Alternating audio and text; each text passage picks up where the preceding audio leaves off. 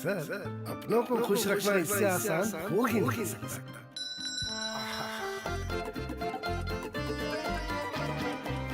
Sir, अपनों को खुश रखना इससे आसान हो ही नहीं सकता।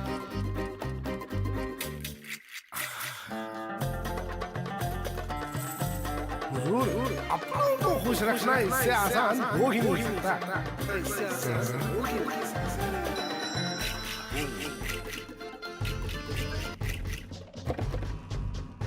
अपनों को खुश रखना इससे आसान। अपनों को खुशियां दिलाना आसान नहीं बनाते तो आगे कैसे बढ़ते। इसीलिए हम जो भी करते हैं उसे बेहतर बनाते आ रहे हैं, बनाते रहेंगे। Bajaj Finserv, think it done. आने वाले कल की दस्तक हमें सुनाई देती है, नई मंजिल है जिस ओर हमें वो दिशा दिखाई देती है। नए इंडिया का नया जोश, नए इंडिया का नया जोश, नए जोश से निकल पड़े हम, आने वाला कल होगा हमारा। नए इंडिया का नया जोश। और नए इंडिया के इस सफर में टेक्नोलॉजी की शक्ति लेकर आपका भागीदार रहेगा रिलायंस, नए इंडिया का नया जोश।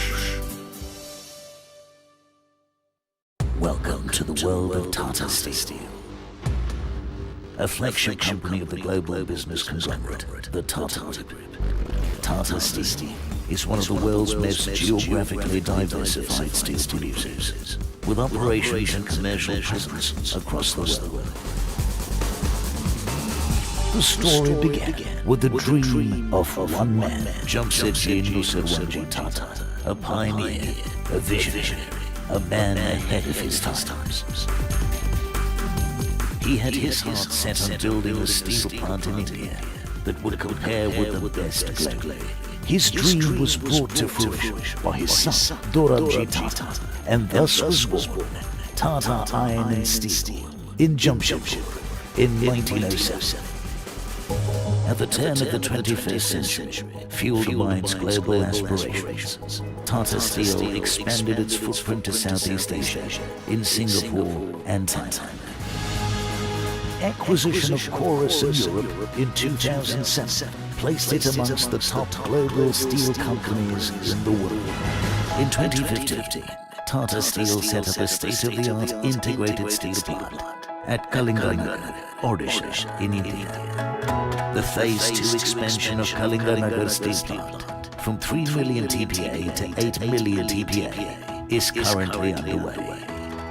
The company is all set to pursue domestic growth with its acquisition of Bhushan Steel Limited and the steel business of Bhushan Limited. This forms part of the overall strategy to increase its India footprint, build capacity in long products, and enrich the product portfolio. Besides steel manufacturing facilities, the company has mining assets in the states of Jharkhand and Odisha in India. Tata Steel has evolved into a leading steel manufacturer, catering to diverse market segments.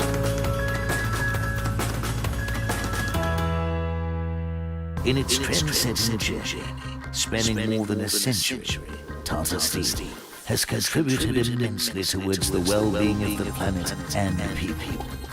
Guided by its vision to be the global steel industry benchmark for value creation and corporate citizenship, Tata Steel is poised to lead the future.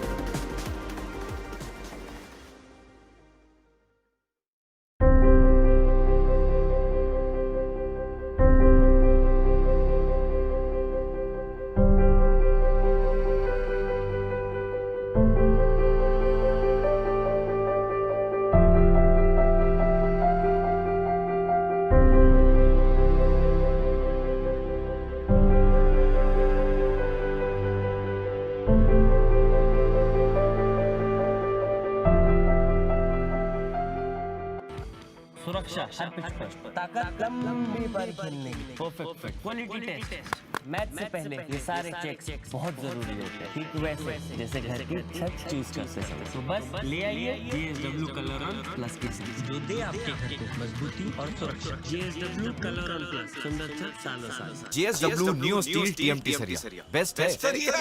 दिखता कहाँ है? ये देखिए best quality.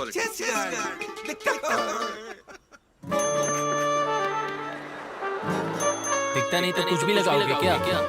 ये देना JSW new steel TMT बार और steel मजबूत घर। ये दीवारें जानती हैं हर शुरुआत का पता होता, एक नई सोच के साथ अपने सपने की सुबह। जब उम्मीद मिलाए हिम्मत से हाथ, हर सपने को मिले मजबूती का साथ। आओ बनाए हर सपने को मजबूत JSW सीमेंट के साथ। JSW cement, the leaders choice.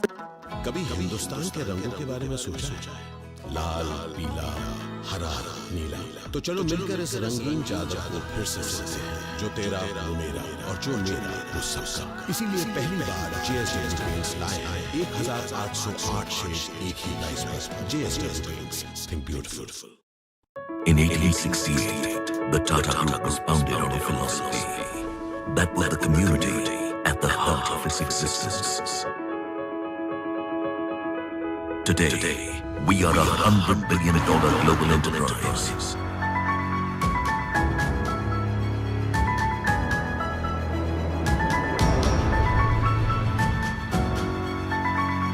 Our today has been built on enduring values.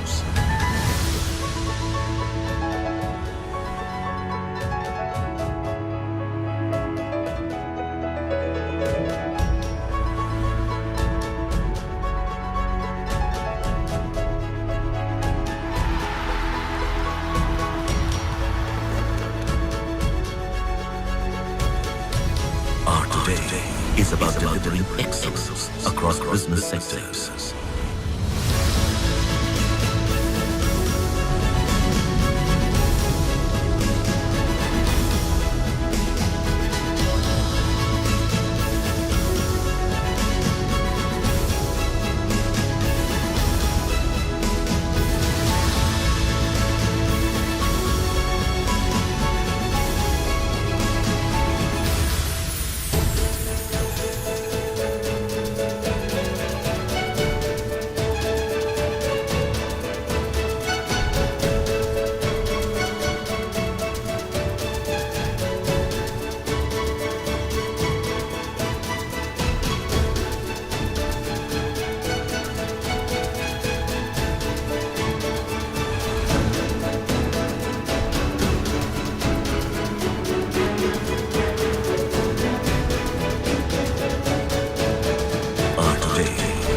Building a future-ready nation.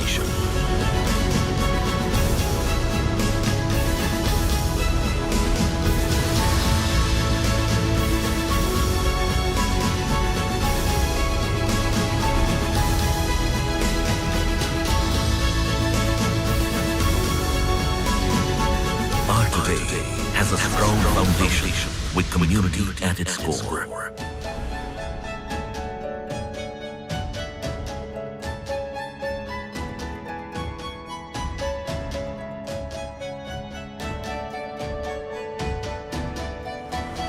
Today is dedicated to the communities we serve.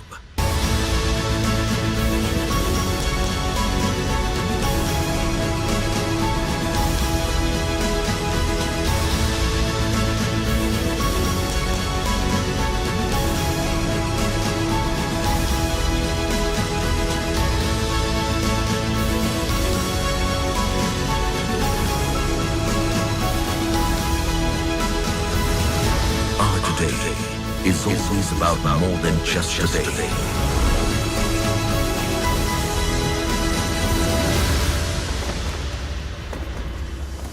Our today is a continuous journey for a better tomorrow. Tata, leadership with trust.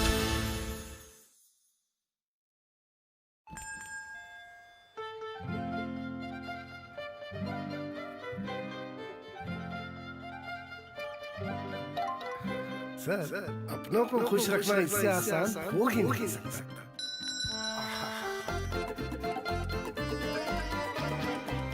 Sir, अपनों को खुश रखना इससे आसान हो ही नहीं सकता।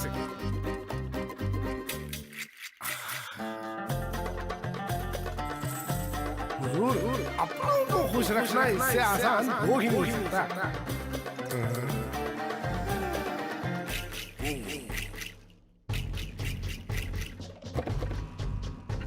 अपनों को खुश रखना इससे आसान।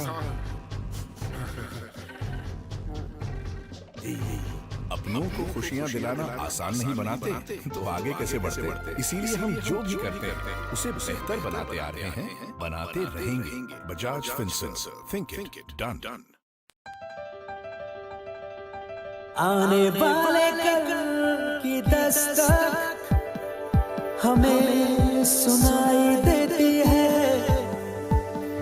नई मंजिल है जिस ओर हमें वो दिशा दिखाई देती है। नए इंडिया का नया जोश, नए इंडिया का नया जोश, नए जोश से निकल पड़े हम, आने वाला कल होगा हमारा। नए इंडिया का नया जोश। और नए इंडिया के सफर में टेक्नोलॉजी की शक्ति लेकर आपका भागीदार रहेगा रिलायंस, नए इंडिया का नया जोश। Welcome to the world of Tata Steel, a flagship company of the global business conglomerate, the Tata Group. Tata Steel is one of the world's most geographically diversified steel producers, with operations and commercial.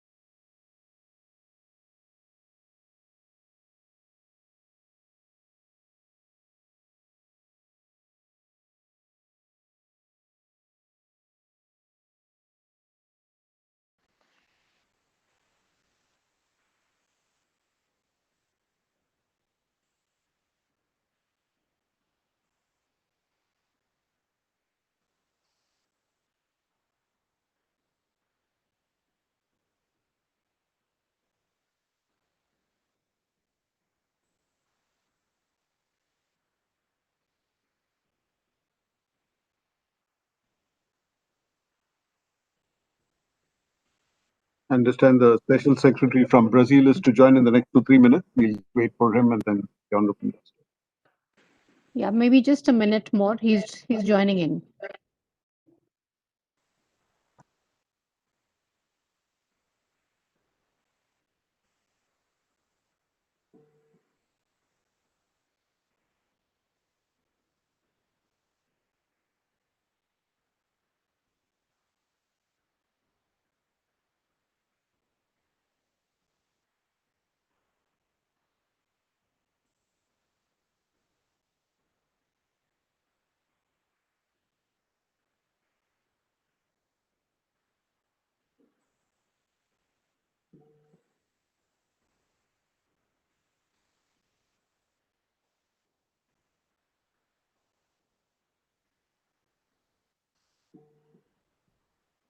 We'll have the minister joining in a minute. Sure. Yeah.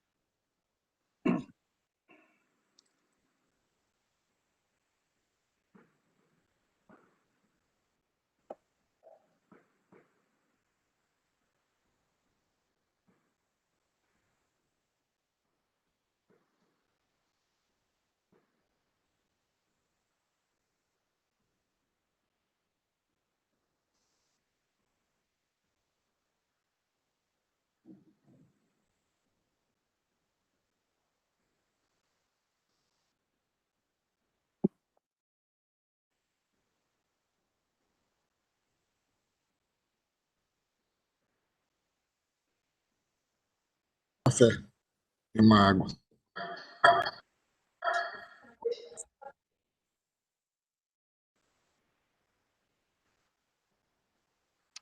Good morning, Mr. Andrade. Can you hear me? Good morning. Yeah. Good morning, Welcome everyone. to the panel. Good morning. Yeah. Hey, good morning. We are just waiting for the minister to join us, and then we will start the session. Thank you for joining us. Thank you for inviting. Pleasure to be here. Thank you. Just to introduce myself, my name is Narendran. I'm the president designate of CII, also the CEO of Tata Steel, and I'll be moderating this panel, and inviting all of you to speak after I make a few opening comments and leave the floor open to all of you.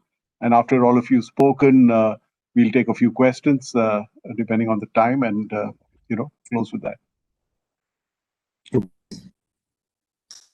A pleasure to be here. Is everybody in India? Is everyone here in India? No, we have Mr. Christoph, who's in Europe, and Mr. Sinha, who's in Singapore. The rest of us are in India.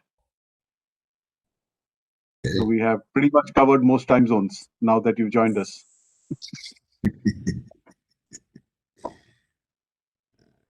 What time is it now? 7 o'clock difference? Seven hours difference? 5:30. 7 hours. Yeah, it's 5:35 p.m. in the afternoon in India. Yeah. Okay. Yeah, 5:30. Okay.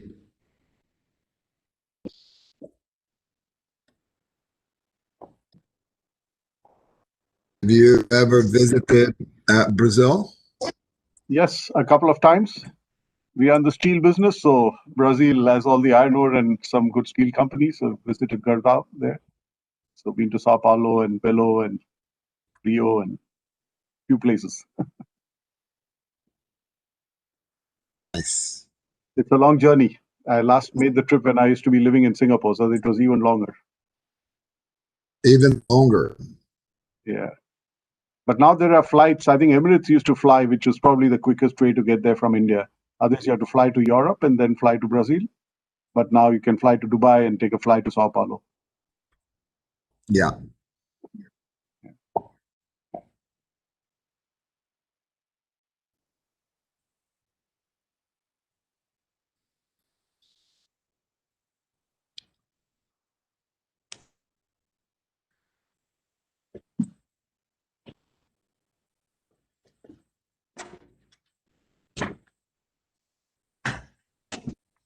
Is the pandemic situation under control in Brazil?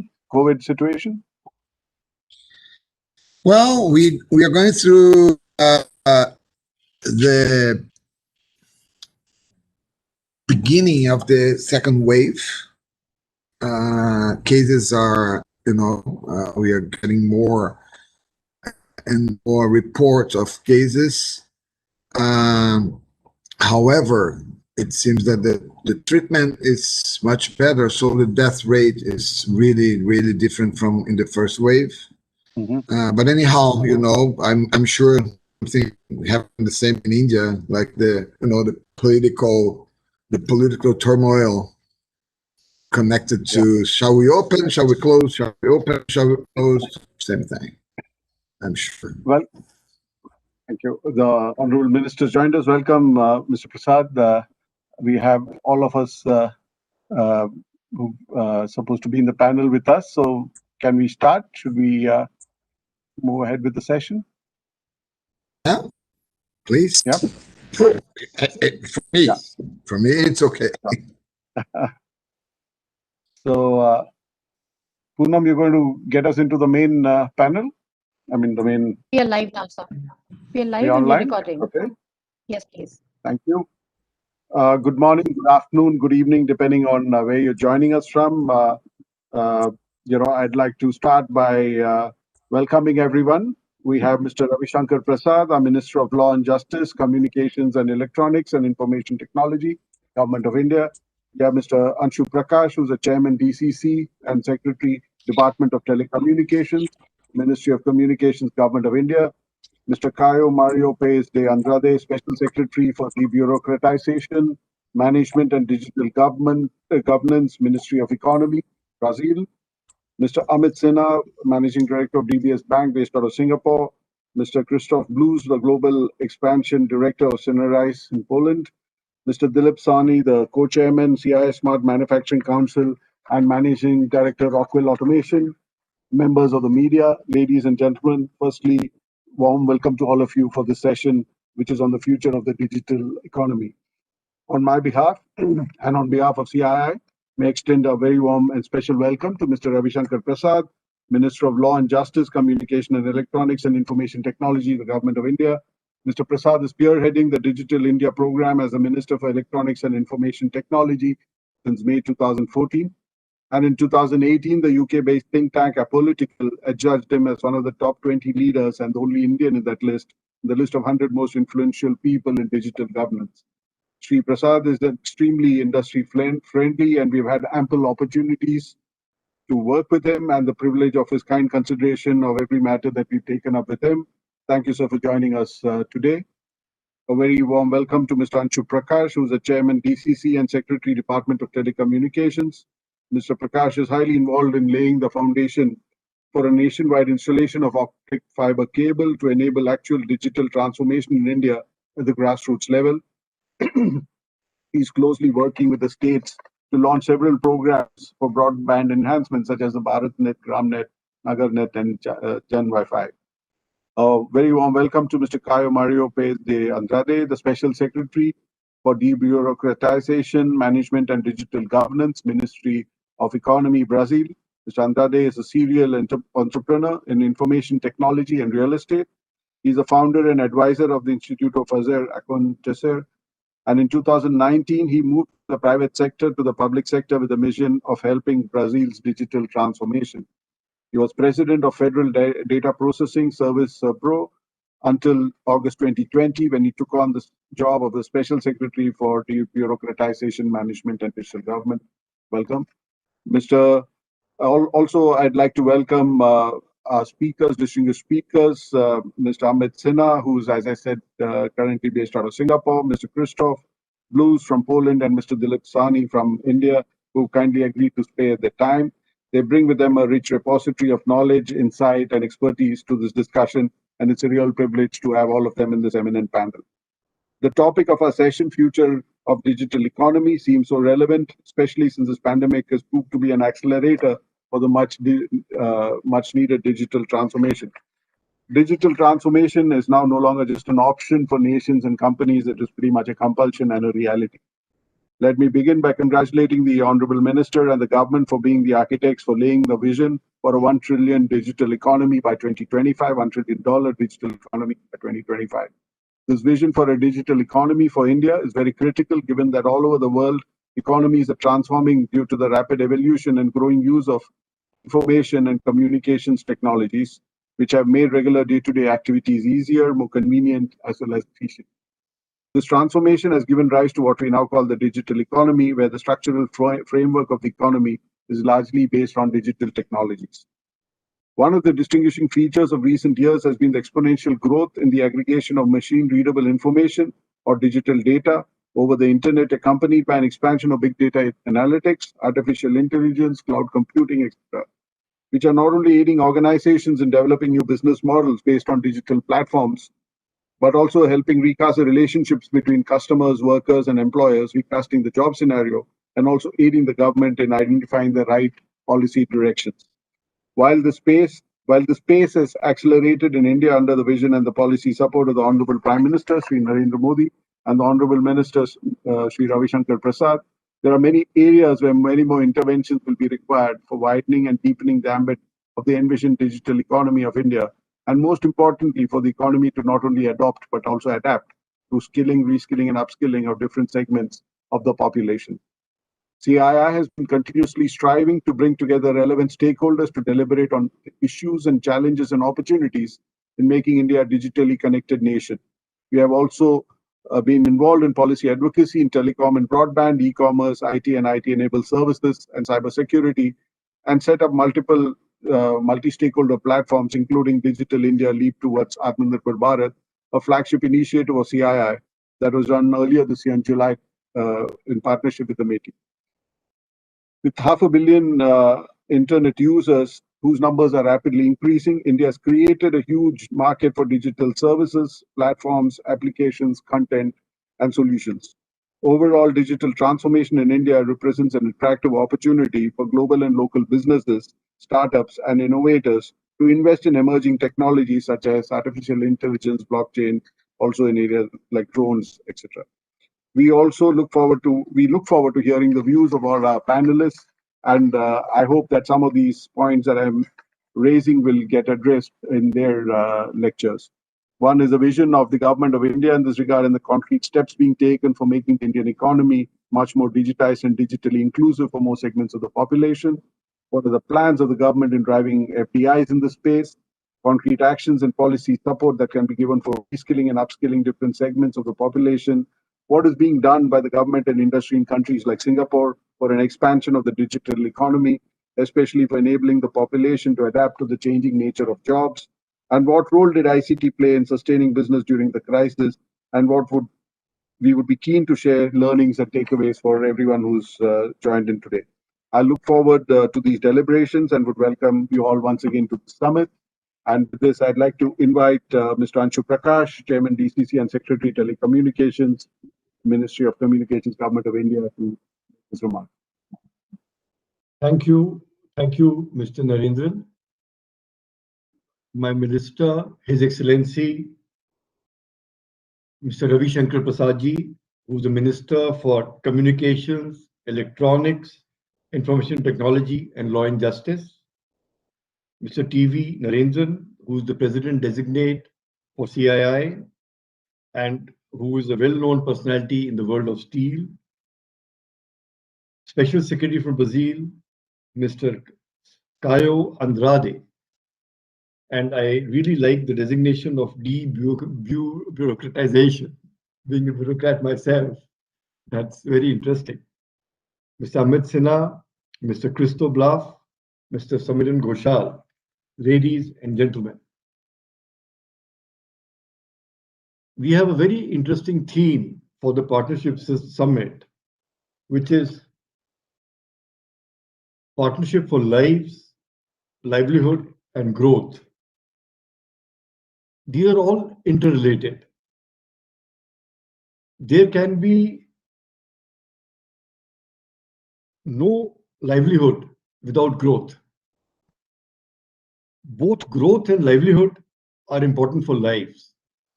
And lives doesn't mean whether we're dead or alive, because in the pandemic era of COVID-19, we are more worried about deaths. I think it is a quality of life. So growth for quality of life. And the session topic today, future of digital economy. In fact, it should be digital economy is the future.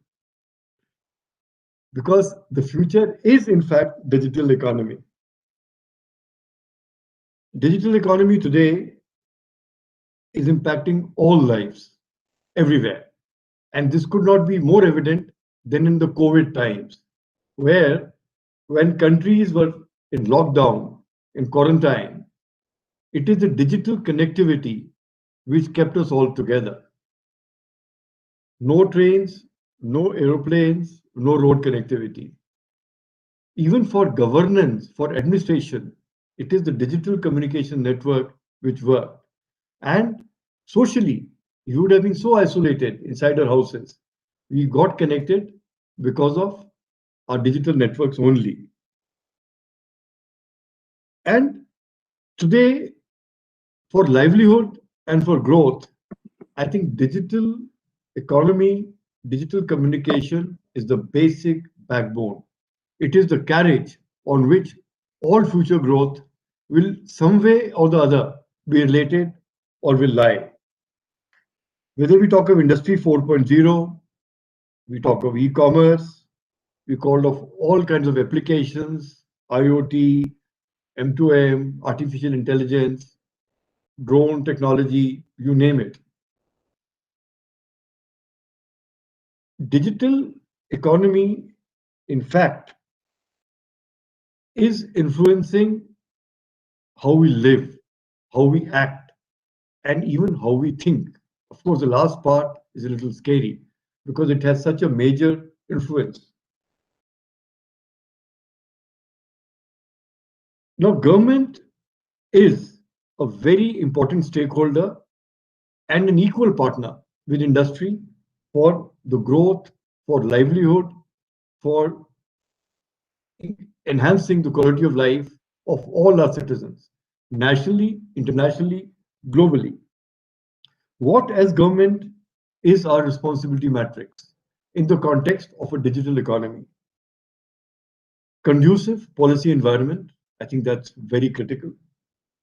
Enabling digital economy ecosystem to come up, to grow, to proliferate, to penetrate, to act as a fair balancer, because there are competing interests all the time. And perhaps most important, to be an active facilitator. Our core belief, and my minister is here, so I'm sure he will endorse it because he is our guiding force, and our Prime Minister's vision is improving lives and livelihoods, minimum government, maximum governance, promoting ease of living, ease of doing business, increasing productivity through digital economy, and of course, ensuring that there's a level playing field. What we have witnessed in India in the last 5-6 years is a massive growth in the mobile systems, the mobile revolution, I would say. The footprint of mobile technology, the reach of mobiles, the mobile density has become huge. The broadband numbers, the internet users, nearly 700 million. We have launched in December the National Broadband Mission. In 2018, India has come up in close consultation with the industry with the National Digital Communications Policy, which I think is a very futuristic and an integrated kind of a document. Recently, we have all seen that for other service providers, we have made revolutionary changes in the entire ecosystem. Work from home, of course, is there. We have now permitted work from anywhere. And for this, the digital infrastructure has a very key role. Recently, the Union Cabinet has approved the Prime Minister's Wi-Fi Access Network interface, which is essentially leveraging public Wi-Fi systems for enhancing the reach of broadband. We are soon coming out with a production linked incentive scheme for telecom, for which about 12,000 crores is earmarked. Already a scheme for electronics is there, and I'm sure the minister will speak about it. We want to unleash the potential of spectrum, a resource with us. Remove all the bottlenecks. Explore what new can be done with spectrum. We want to encourage wireline, internet lease line, FTTX connections. And in the realm of 5G, we want to come up with meaningful applications which are not merely enhanced mobile broadband, but which touch all lives in agriculture, in health, in education, in disaster management, in public safety, traffic management, etc. Of course, we want to encourage mobile production massively in India. But what is important in the telecom production link incentive scheme also is that not mere manufacturing. We want value addition to happen in India. We want more IPR should be generated here. We want to undertake fiberization. In his opening remarks, Mr. Narendran mentioned about BharatNet. Yes, that's a massive project. The Prime Minister has announced 600,000 villages will get fiber in 1,000 days. We want to ensure that all our towers are fiberized. And we want to be a friend and a guiding force for our telecom sector. And in the last 2-3 years, a number of interventions have been made by the government to support the telecom sector. Our aim, the upshot being, is to work with industry. And I'm very happy that organizations like CII, which is a premier organization of India, have partnership summits where we are able to demonstrate our partnership, get new partnerships, and find a way forward. I want to congratulate CII on this 26th edition, remarkable, 1995 you started, of this partnership summit. And I would end by giving you all assurance from the Department of Telecommunications of working with you, and best wishes for the summit. Thank you. Thank you. Thank you very much, Mr. Prakash. I appreciate the remarks. We'll have a few questions for you at the end, but thank you so much for your remarks. I'd like to invite Mr. Caio Mario Perez de Andrade, the Special Secretary, for his words, please.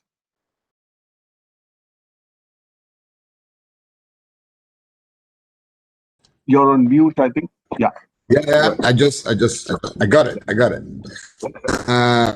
Well, good morning here in Brazil. Good afternoon. Good evening for the different time zones. It's a big honor to be here with all of you. Mr. Ravishankar Prasad, it's a pleasure to meet you personally. I hope we will have the chance to meet soon. I'd like to start expressing our profound admiration for the digital transformation program that India is going through. It's really amazing what you have been accomplishing in the last years, recent years, and we hope that Brazil can follow the same path. I have a short presentation that I would like just to use to pinpoint some of my talkings. If someone can help me, I believe my staff has sent the presentation to someone. If not, I can use and I can share in here. So, Poonam or somebody from CII, are you going to show it? Okay.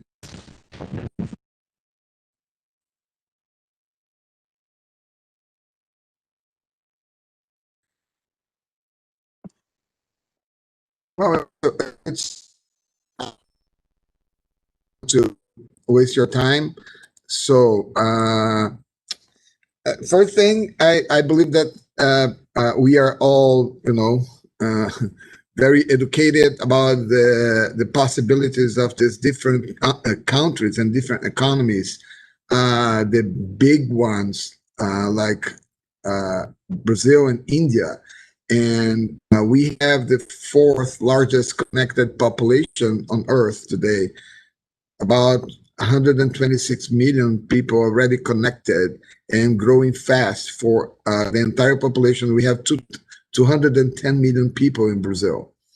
I know it's small compared to big compared to other countries. Well, India is always on the top. It's impossible to compete. And we also have a 97% of this population that is connected using the smartphones. Average 9 hours per day connected. Brazilians are heavy users of social networks and heavy users of search engines, etc. Google. We rank number 2 because of that. We rank number 2 in using social media in the world. That's what the research said. Well, our main program in Brazil for digital transformation, it's what we call gov.br. Gov.br, it's a relationship platform that we have launched at the beginning of our government, President Bolsonaro and Minister Paulo Guedes. We are really committed to the digital transformation of Brazil, and we use that brand, let's call it gov.br, as the name for that represents this digital transformation. We have about 90 million people are using our signature, our signature today, which means that they have one account, one login for several different services that the government provides to the citizen. This is very special in Brazil because Brazil is a huge bureaucratic mess. Brazil is a country that probably loses, our calculations is like maybe 35% of its potential in stupid bureaucracy. It's really, really something that we need to change. We need to move forward. We are very committed to improve our doing business, and I believe we are doing a great job. Part of it is due to gov.br that connects one citizen to one government, and we have only the citizen doesn't need to go to different departments to get what he needs from the country, the federal organization. He can go to one place, which is gov.br, and there he will be redirected to several different parts. This is also the getting together of several different portals. Brazil has 159 different portals, and now we are 65% of it are already under one brand and one connection, which is gov.br. Very interesting. It's only 2 years that we are in government, and we really moved very fast because probably we knew what we were doing. The big problem of governments is when they do not know what they are doing. So they keep doing lots of things at the same time, and they do not do what they need to do for the population. The GovBR strategy will drive us to the digital identity. And that's a place where I believe we have potential cooperation with India, because we all know the story of your digital identity, which is brilliant. Congratulations again. And we believe by the first semester of next year, finally, Brazilians will have a digital identity. It's a program that has been there for the last 18 years, and nobody was able to make it happen. 18 years. It's unbelievable, and now it's coming true. Our central bank, together with our department here, also had launched something. It's a wallet for transferring between banks and citizens, and citizens. It's B2B, B2C, transferring of money. It's called PIX. PIX, together with the digital identity, will probably change the entire environment in Brazil for the knowing your client aspects for credit, and also for the transferring of money, and of course the tracking of money as well, all over Brazil. And this, it's very important in a country that has no, we have, as India have, population with special needs in the sense that they are under what we consider reasonable in terms of poverty. So because of this entire process that's going on, Brazil was able to, during the pandemic, from May until now, we started in May, June, we started distributing, transferring money from government, which is not what we like to do because we are a liberal government, but we understood the needs of the population, and we end up transferring up to, it's 120 billion US dollars for the population to be sure that during the period of the lockdown, they would be able to survive and to have money to buy basic needs. We did that through digital means. In one state-owned bank called Caixa Econômica Federal, Federal Economic Institution. At that institution, we were able to digitalize 100 million people. 100 million people. It's probably the fastest and the most successful digital bank in the world today. It was like this. Oh, because we needed, so we put together lots of resources, intellectual resources, and we were able to make it happen. So the population is now what we call bankerized, a huge population that was not bankerized before. So I believe that my message is I'm not going to show a presentation of what we are doing here, because what we are doing here is what you have done there and what you will do in the future. But I believe that there is a huge space for cooperation. Brazil is opened up the market. We believe that India should be, and we would like to be a big partner of India in the near future. India and Brazil have, besides the digital is obvious, but besides the digital, there are so many aspects of the economy and so many aspects of the culture as well. It's interesting how I have many Indian friends. I've been studying in the US for many years, and I understand that culturally we are somehow similar. And I would like to invite all of you to come to Brazil, and I would like to soon be able to visit. And my final word is cooperation. I'm here to cooperate with India, learn, and if I'm lucky enough, teach something. And it's a big pleasure to be here. Thank you for inviting me, and I wish you all a great panel and a great conference.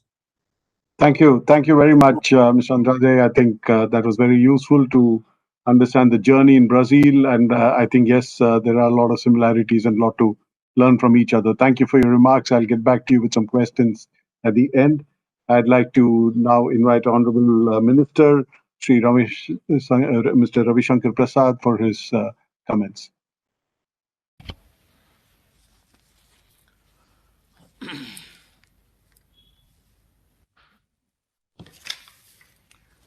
Mr. T.V. Narendran, President Designate of the CII and Global CEO and MD of Tata Steel, Mr. Caio Mario Paes de Andre, I hope I have pronounced your name correctly, Your Excellency.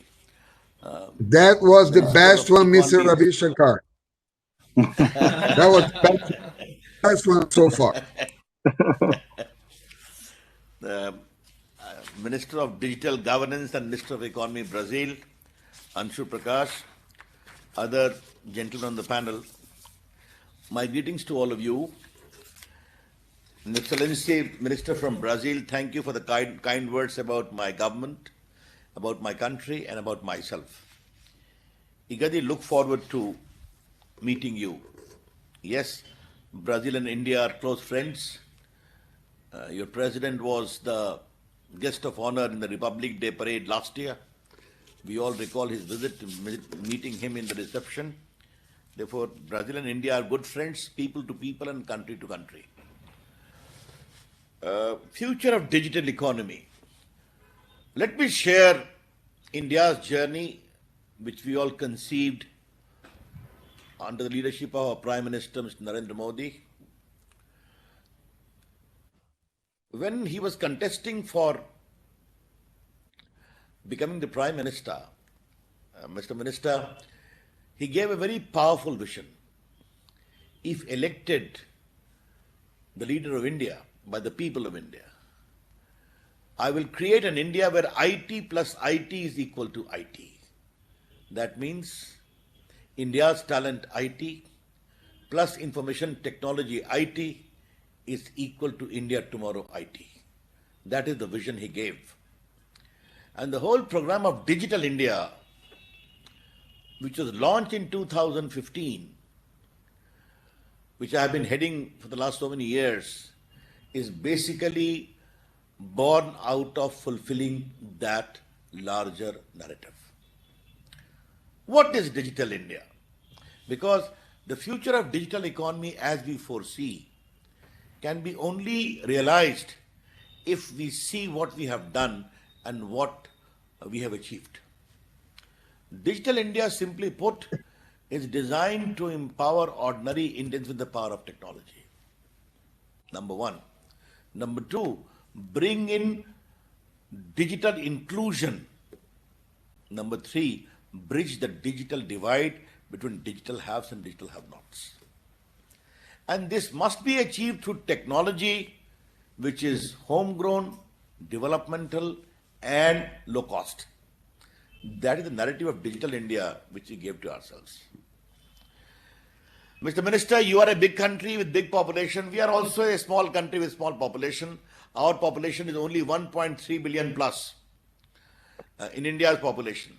And that population, we are home to only 1.20 billion mobile phones, out of which nearly 600 million are smartphones.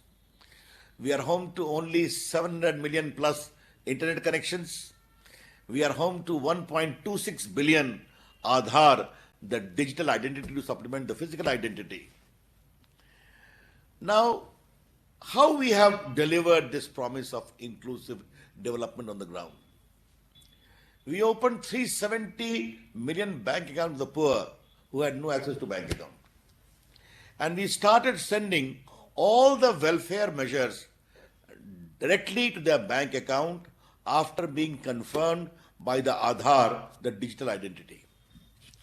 We have sent till date in the last few years, and this number is important for you all to note, nearly 13 lakh crore, 175 billion US dollars to the beneficiaries under various welfare schemes.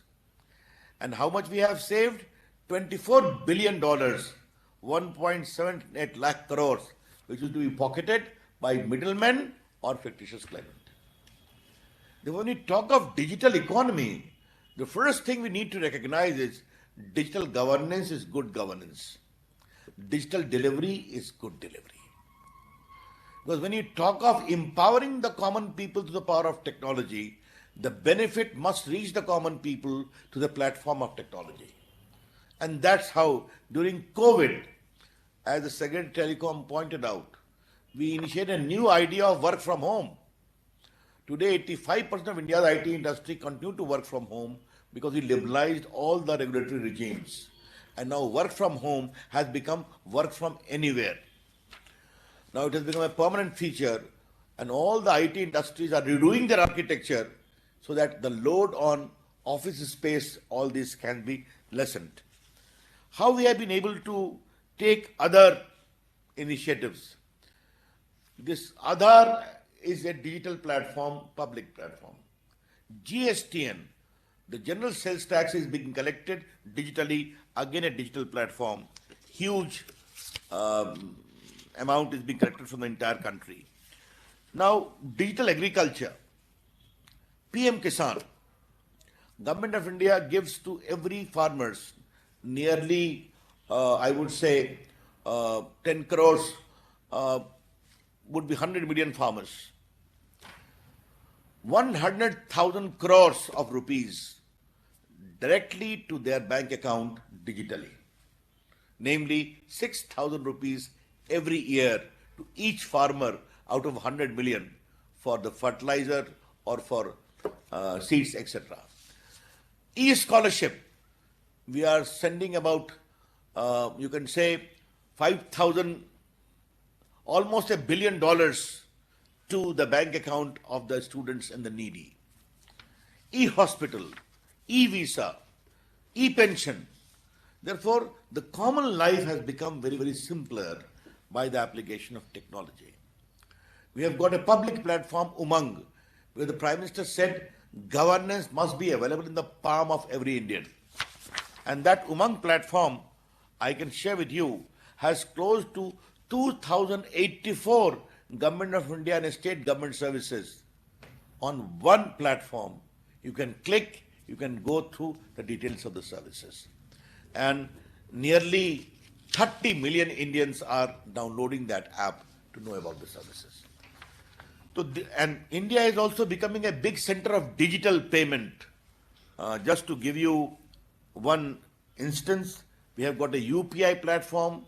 Again, all the fintech applications are available there. And in November 2020, our UPI transaction reached an all-time high of 2.21 billion transactions. Therefore, from farming to scholarship, to pension, to visa, to welfare measures delivery, to knowledge about government services, to fintech, to tax collection, to healthcare. Everything is being sought to be managed digitally. We have also made a very big mass movement, common service centers. There are close to 400,000. They are digital kiosks in the hinterland of India, where small, in the cluster of villages, they are giving digital delivery of services. Digital infrastructure. We are linking close to 250,000 Gram Panchayat cluster of villages by BharatNet, optical fiber. And as the Telecom Secretary said, we have come with another initiative of public Wi-Fi. We are going to make it a mass movement. Even an ordinary shopkeeper or a grocery shop owner can install that facility to give you public Wi-Fi. Thereafter, the Prime Minister announced on the last occasion, on the last Independence Day, that we are going to link up 600,000 villages of India by optical fiber and to complete within 1,000 days. Therefore, the digital infrastructure, the digital highway, the digital delivery of services. India has become the third biggest startup movement in the world. And I'm happy to tell you, large number of Indian startups have become unicorns. Digital literacy is going in a very, very effective and powerful manner. Digital governance is also developing. Taxation has been refined in a very extraordinary way that now most of the tax returns are filed digitally and returns are also given digitally. Therefore, we have tried to leverage India's digital ecosystem to reflect upon governance in all the sectors. 4G is working here. 5G, they are going to start the trial very soon, which the Telecom Secretary mentioned to you. Apart from this digital ecosystem, before I come to the future of economy, very briefly, we are also pushing electronic manufacturing in a very, very big way. Mr. Minister, Your Excellency, we had just 2 mobile factories in the year 2014 when we had come to power. India today is home to nearly 260 mobile manufacturing factories. And all the top mobile manufacturing units have come to India. Additionally, we have given the production link incentive, whereby top global companies should come to India and Indian companies should become globally competitive. That has become successful. We launched that during COVID, and now we have opened the gates of production link incentive in the field of telecom component, in the field of textile, in the field of other commercial electronics, and a whole range of other activities. That India should become, because of India's talent, India's creativity, ease of doing business, India must become a good center of manufacturing also as a part of global supply chain. That is our focus. Our vision in this connection is very clear. I would like to share. In the coming 5 years, India is determined to start producing annually 1 billion mobile phones manufactured in India, 50 million television sets, and 50 million IT hardware devices like laptops and tablets. That is our vision in electronic manufacturing for the coming 5 years. Now with this, pillars which we have been able to achieve, and I believe it is a modest achievement. We want to scale big our digital economy in the coming 5 years to clearly a $1 trillion digital economy. And what will it entail? It will entail, obviously, the conventional delivery of services, digitally speaking. It will entail electronic manufacturing, which I talked about. It will entail data economy, and it will entail new IT devices and their potential. That's how I see it. 2, I have already dealt with you. Let me talk a little about data economy. Indians with 1.3 billion plus population, we generate billions of data. As you in Brazil generate billions of data. Data is the future. How do we define data? We are very clear that data utility, data innovation are very important areas of growth. They are going to determine the course of digital economy. And therefore, we are very keen that India should become a big center of data economy, data refining, data cleaning. In India, we are opening big data centers. Recently, I opened in Mumbai a data center, which is the second biggest in the world, developed by a private sector. Therefore, we are insisting upon data economy, cloud system, data centers and all in a very, very big way.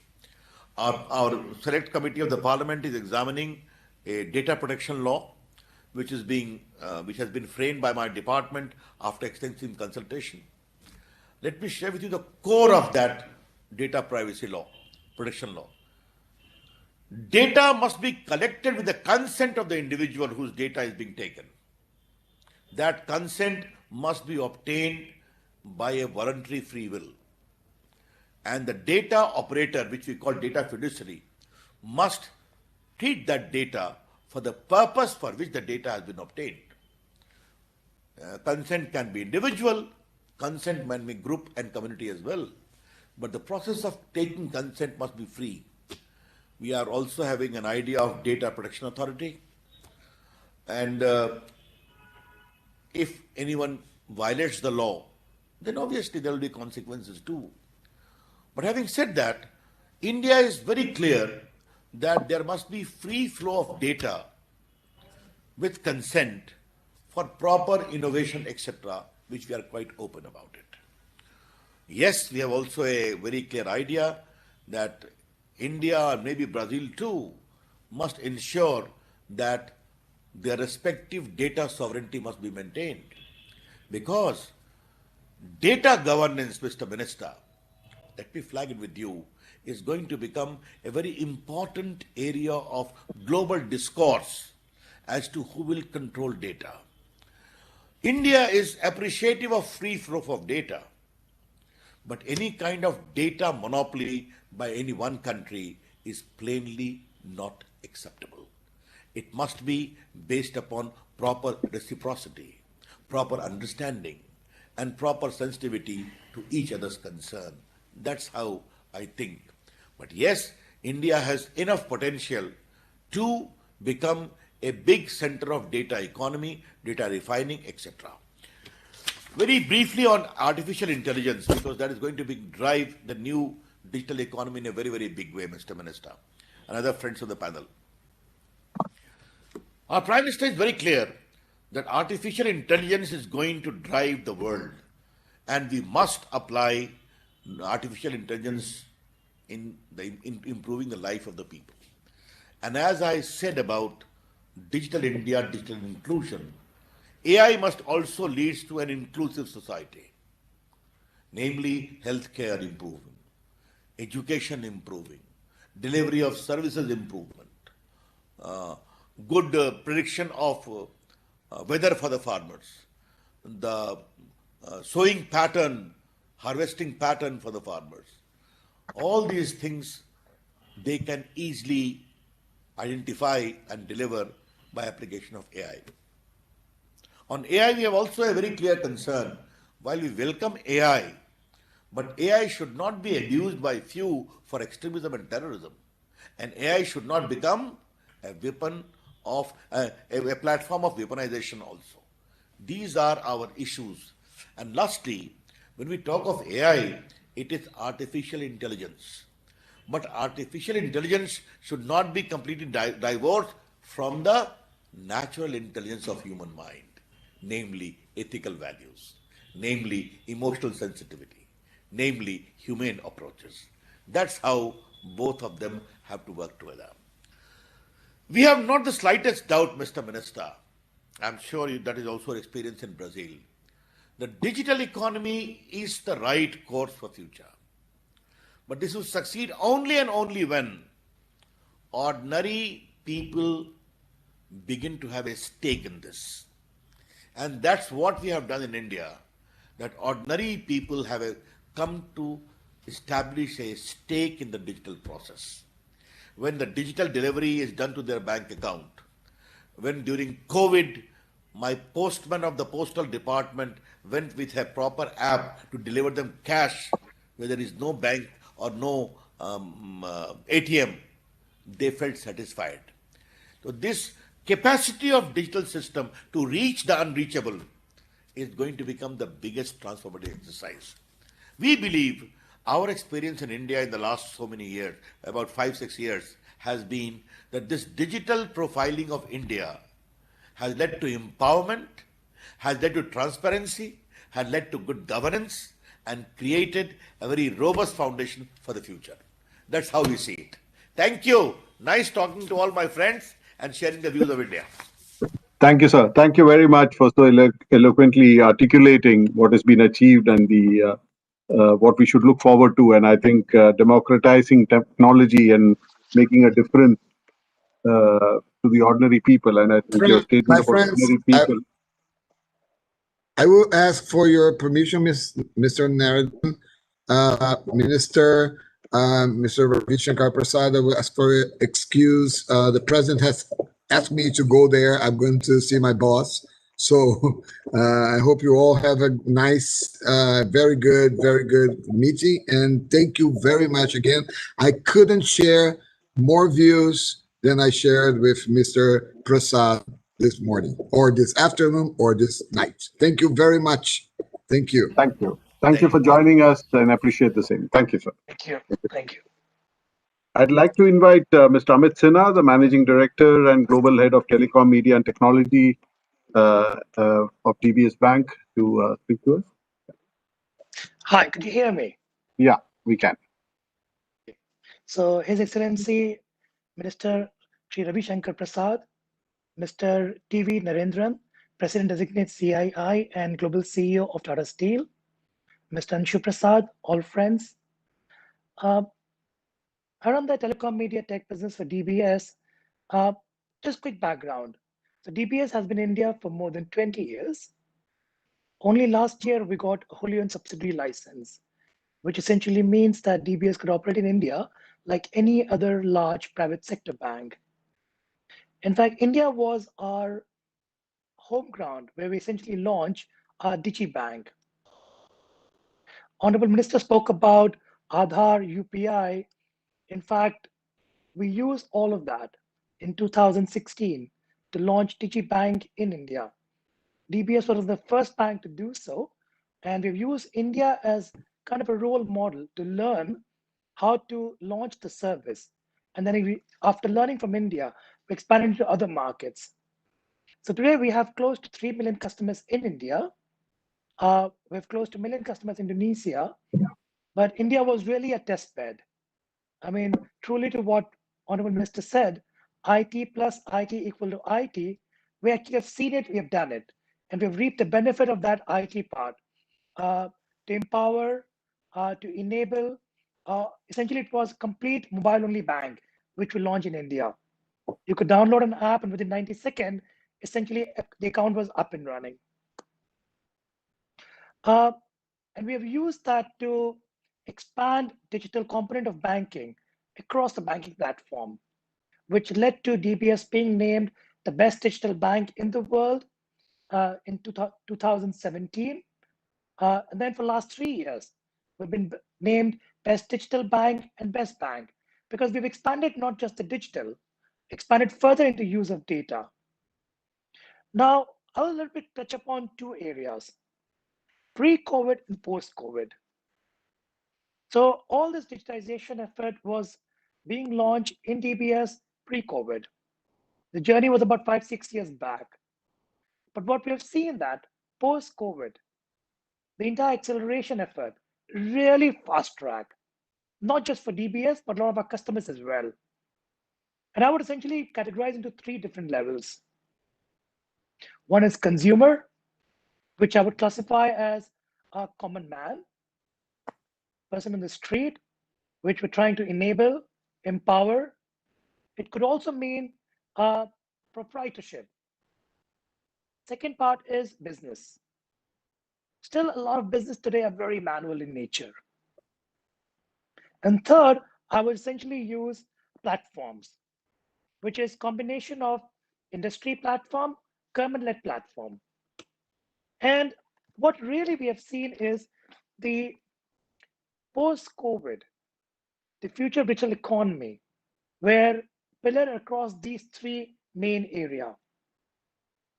Give you an example of Singapore. Singapore has a national broadband network.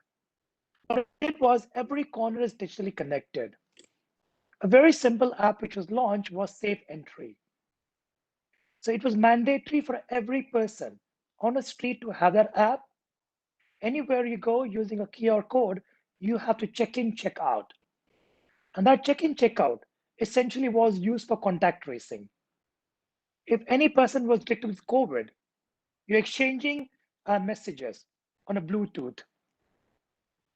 Essentially, you would exactly know how many people got in contact with the person who had COVID.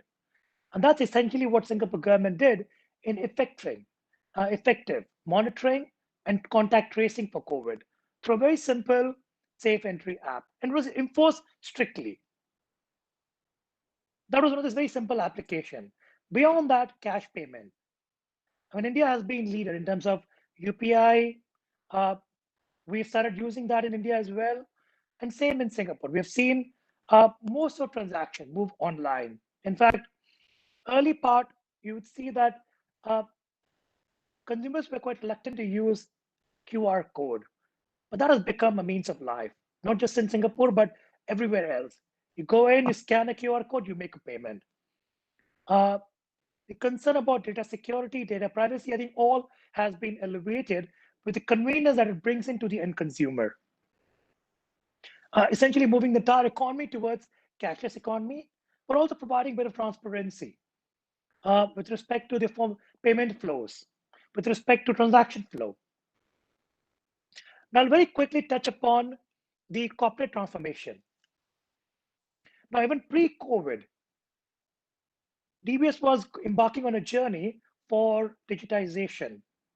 And then we started launching a suite of APIs we use called Rapid, which is regional API of DBS.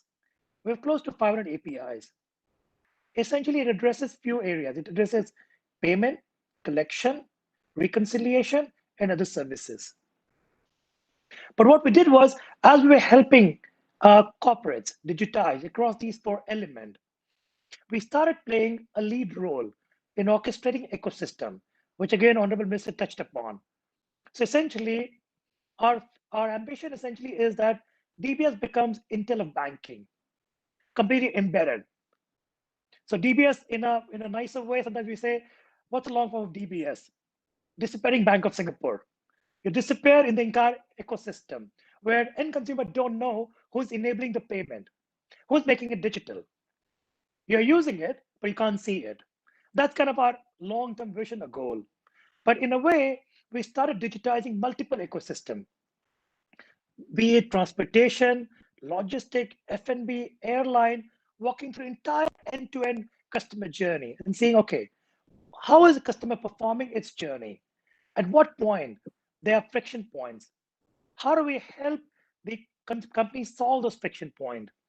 All the way, not just the front end. The front end was an easy part to address. Customer goes in, he does transaction. But even the back end, the reconciliation part, the processes part, and that has completely accelerated post-COVID with advent of all the cloud, AI, a lot of data center, which we heard early. So that was the part which I think really we have seen in past about 6-7 months, massive acceleration. A part of our business also, my business also is helping some of the global cloud providers, data centers roll out. And we have seen a massive growth in number of data centers being announced. They come to DBS for financing or helping with advisory work where we support them, roll it out. So we have seen that part again growing tremendously. Last part I will talk about is infrastructure layer. And essentially there are 2 models of infrastructure layer. One is which is orchestrated by either industry, government. So I'll give an example. I mean, India is a very good example where UPI as infrastructure layer provided payment rails. Similarly, Singapore had a Pay Now, which provided payment rails. And all the other application ecosystem followed that. But another example of similar infrastructure layer, which was orchestrated privately, was in China. Started with Alipay, and financials? WeChat Pay. So today, China does not have a national-driven infrastructure or payment rail, but essentially the entire China would be divided by two payment rails: WeChat Pay and Ant Pay. And if you go to China today and want to pay a taxi driver, or you walk into a grocery store, you want to pay cash, they don't have change to pay you back. So if you don't have an Ant wallet or a WeChat wallet, I think you're in deep trouble in China. You can't make a single payment or receive anything back in refund. So that's kind of privately orchestrated infrastructure layer.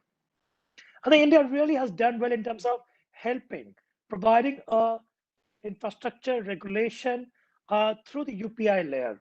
And then all payment rails got connected to that. Now, on top of the infrastructure layer, then there's a market infrastructure, which we see moving towards providing transparency, which is kind of combination of supply chain, where essentially, as an anchor, you could trace all the goods from one end to another end. And we see ourselves playing a big role, working with multiple of these ecosystems across supply chain. It also links with sustainability part. There are a lot of companies today who essentially demand that everything they produce, they would like to need to know where it's produced, where it's sourced from, so that essentially the end good meets sustainability requirement. The traceability of supply chain becomes a very important factor where the entire infrastructure, market infrastructure layer plays an important role. And that is connected with something called blockchain, where you're going to see, and I think Singapore example, where Singapore is working on a platform where the entire payment, your LC, documentation, trade finance, all could be uploaded on a blockchain. And you could do financing on that. Now, if you look at traditional way the banking is done, a shipment document takes about 2 to 3 weeks to reach the end destination before a bank could see the document, see it, and then finance it. Once you put everything on a blockchain, it basically could be done instantaneously. And that to me is the next development, which got accelerated because of COVID. In fact, Singapore has launched a project called Project Ubin, where the entire payment, LC, and even settlement would be on a single blockchain platform. In fact, during the 2 weeks back, Singapore had a fintech festival. Mr. Ravi Menon, who is the managing director of MAS, Singapore Central Bank, announced this project. DBS has been involved in that project together with Central Bank and another global bank. We're quite proud of that. That's kind of, to me, is the next layer, essentially, where the whole infrastructure and the economy would move. So with that, I will, again, thank you very much for having me here and look forward to interaction with all of you. Thank you. Thank you. Thank you, Mr. Amit Sinha, for some very insightful comments and suggestions. I know the Honorable Minister has to leave us. Thank you, sir, for joining us. I appreciate your words and thank you so much. Thank you very much for being with us. Thank you. Thank you. Yeah. Thank you. I'll now invite Mr. Christoph Blues, the Global Expansion Director of Synerise, to share his thoughts with us.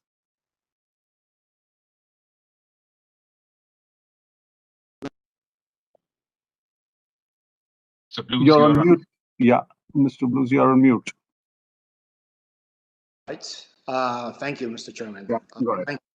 Well, honorable ministers who are just gone, but still very much wanted to say thank you for their contributions to the discussion, my distinguished fellow colleagues and dear participants. Firstly, let me start with congratulating Confederation of Indian Industry on its 125th anniversary of a great job that you have been doing.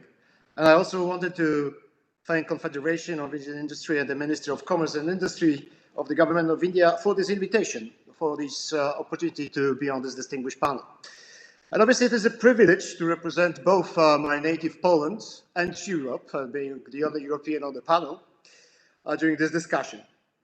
And also, particularly, I also thank my colleagues at the Polish Investment and Trade Agency, Mumbai office, for making this conversation possible. Well, while discussing or thinking about digital economy these days, being a expansion director, a fancy title for a rapidly scaling young data and AI company born in Europe and Poland, I tend to think about the future of digital economy through three questions that I keep asking myself every day, or via three questions that I keep asking myself every day. And obviously, I have this idiosyncratic tendency to look at digital economy via the spectacles of e-commerce, because that's where my company has been active. And obviously, the first question I keep asking myself is, what is happening? Where is it going? And obviously, we know that the e-commerce, the part of the digital economy, is already a behemoth, a massive animal. And the global e-commerce market reached more than 30 trillion US dollars in 2017, still largely dominated by business to business, but consumer-facing industries growing consecutively. We have an enormous expansion of data that you can see via, for example, global internet protocol traffic, a proxy for data flows. We have these evolving frontier technologies that the economists would call general purpose technologies, that they would possibly benefit all the economy arenas across the entire economies. But at the same time, we have a highly concentrated geography of digital economy tilted towards to behemoths, US and China, with 90% of the market capitalization value of the world's 70 largest digital platforms being with them, with 75% of all patents related to blockchain technologies being patented in US, China, 75% of the cloud computing market.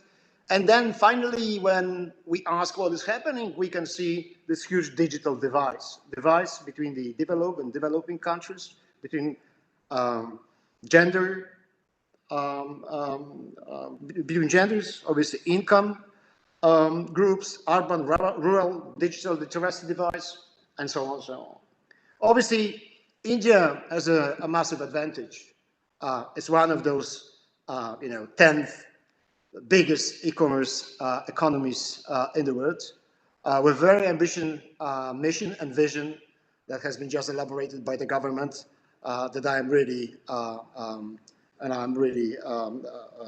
inspired by. Well, when you look back before the pandemic and you ask yourself, so what was really going in the e-commerce spaces? There was already plenty happening. Obviously, we had all these frontier technologies rapidly evolving. The key thing about all of them, the ones that we've heard today, whether this is cloud data analytics, machine learning, artificial intelligence, blockchain, automation, 3D printing, IoT, that we are at the outset at, revolution. They have very important aspects entrenched in them. They are all somehow related to data that I would like to come back to.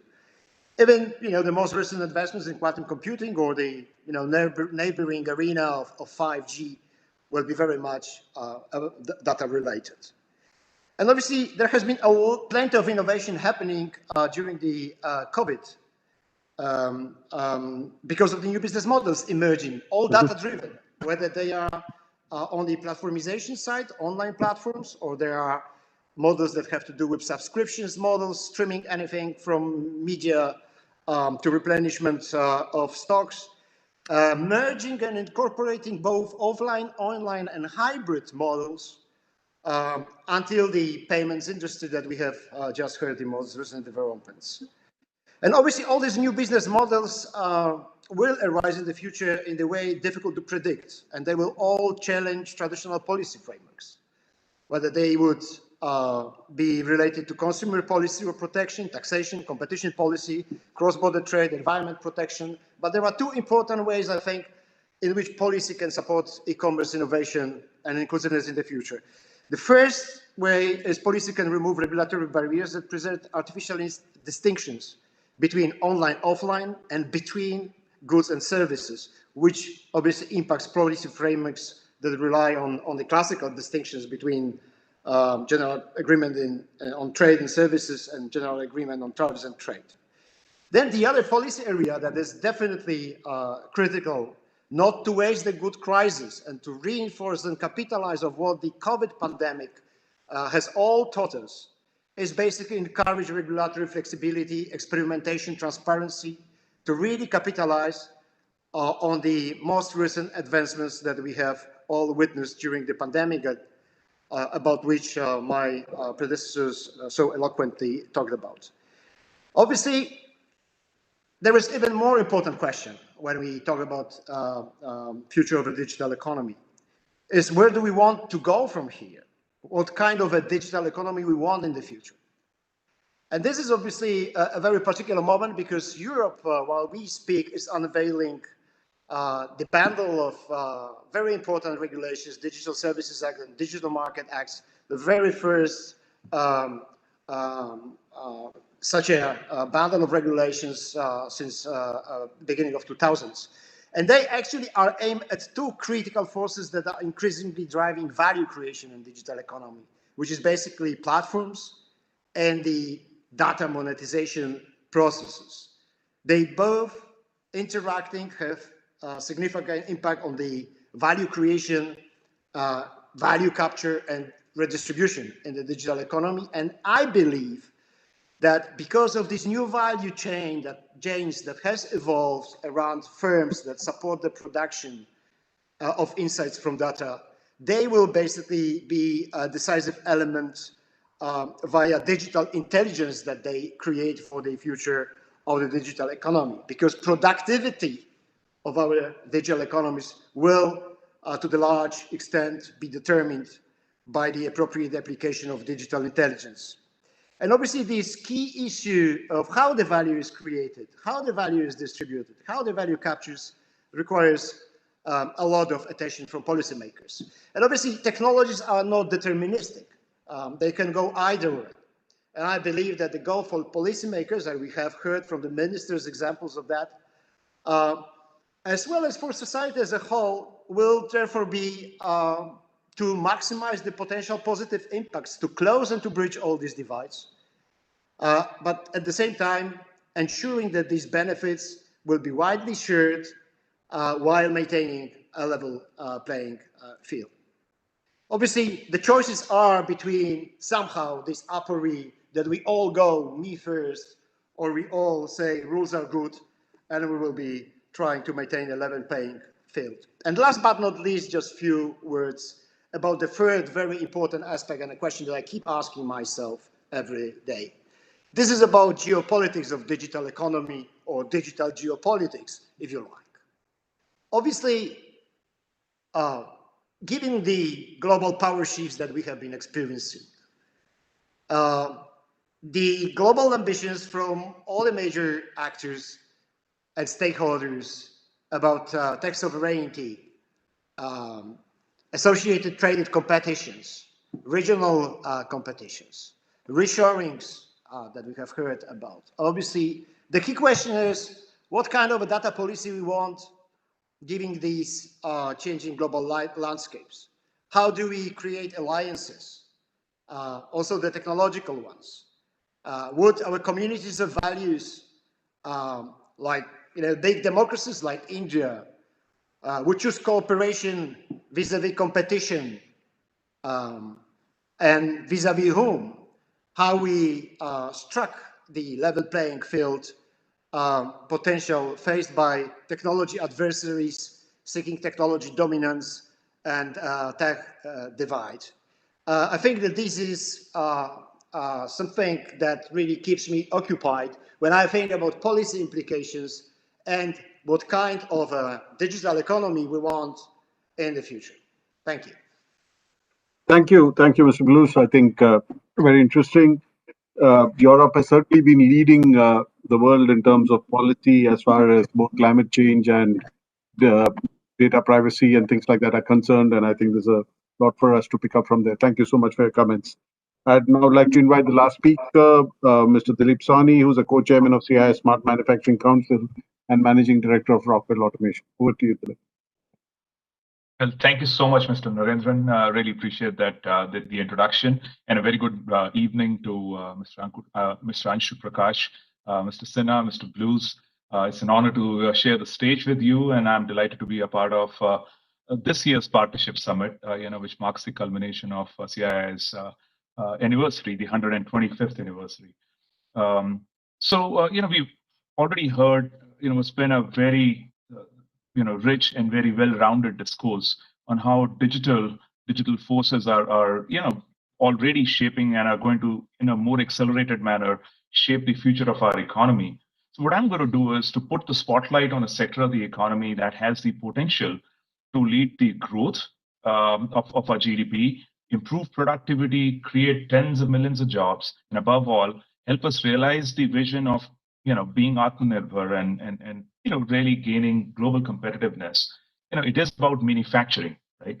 And much of these breakthrough possibilities that I just alluded to, they are predicated upon the transformation of manufacturing to smart manufacturing, or what is often alluded to as the Industry 4.0. It's my belief that you cannot just wish yourself into that state, a state of being smart manufacturing, embracing Industry 4.0. You got to make sure that you have a pathway to success that you can pathway that helps you realize that vision, and it's a viable one. Right? More importantly, it has to be contextually relevant to India, particularly to our MSME companies. And a lot needs to happen to get to that stage. And technology, of course, has a core and a central role to play. But it's not the be all and the end all. Technology is probably more the means rather than the end unto itself, right? I would also submit to you that competitiveness is important. That is the only way success is going to be sustainable. No business can afford to ever sit still. Least of all in the context of manufacturing. Only those who have the desire to stay one step ahead do stand a chance, right? So it's not only important to embrace and adopt digitization. You can't consider it to be one and done. It's important that you keep pushing the envelope to reach that stage of continuous improvement, so that you can remain at the forefront of whatever is going to come next, right? So I thought I'll just preface my comments with these opening thoughts. I also believe that what we're talking about here, does impact the culture of an organization, and even at a more macro level. We heard from the Honorable Minister, Mr. Ravishankar Prasad, several examples about how we are, beginning to embrace that digital culture. Let's start with the current state, right?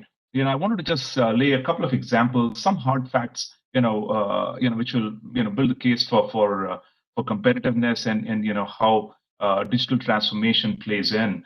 Let me begin with something which every manufacturer is very familiar with, right? And doesn't evoke good emotions. Every year plants experience over tens of billions of dollars of lost production due to unscheduled downtime. Now, downtime is never welcome, whether it is planned or unplanned. It's disruptive and so forth. But unplanned downtime, it can create 10x to 20 times more disruption and lost value than usual planned downtime, right? It creates challenges in your supply chain and create customer satisfaction issues. The list is long. So that's where gaining better visibility into your plant and how your plant actually connects to the rest of your supply chain becomes so critical. That better visibility is the first step which can enable you to avert such situations which create such massive disruption into your well laid out plans. Now, as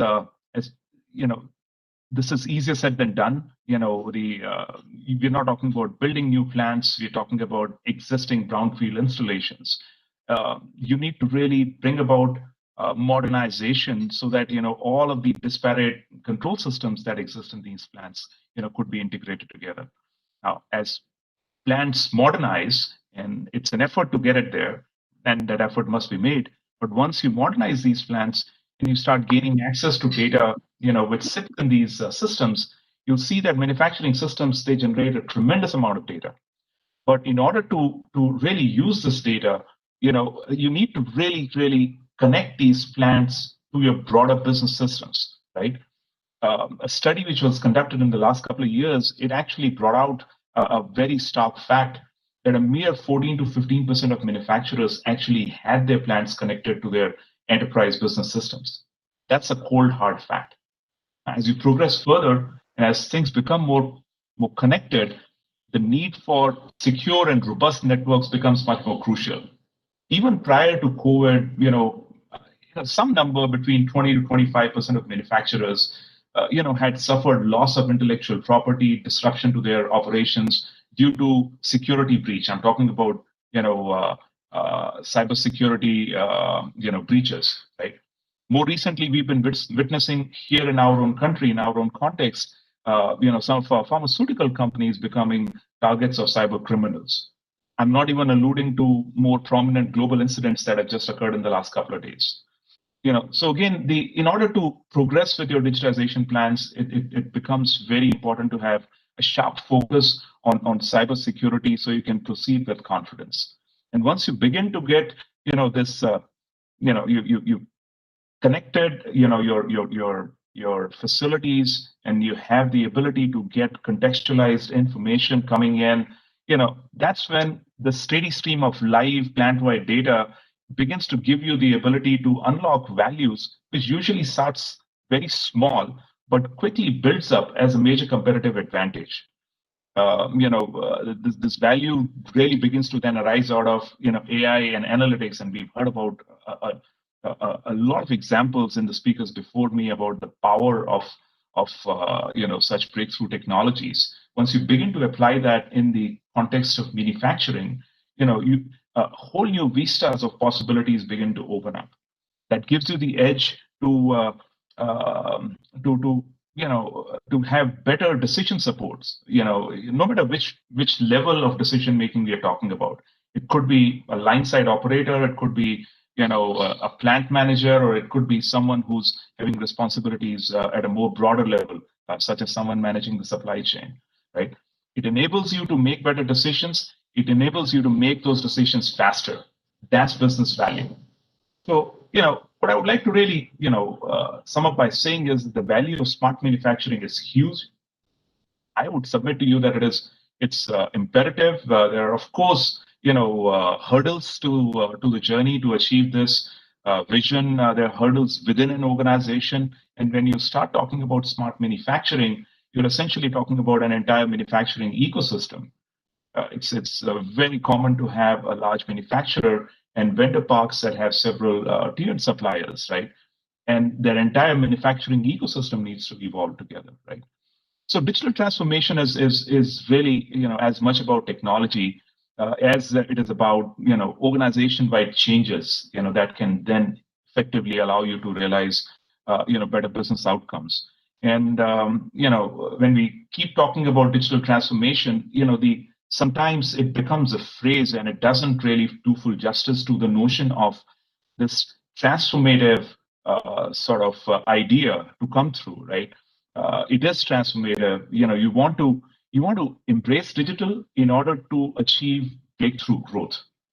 But if the how should I put it, the prevailing cultural tenets in the organization do not support or do not encourage a growth-oriented mindset, or there isn't enough of a sponsorship to drive initiatives like simplification or faster decision making or decentralizing decision making, taking risks, etc., it won't take you too far, right?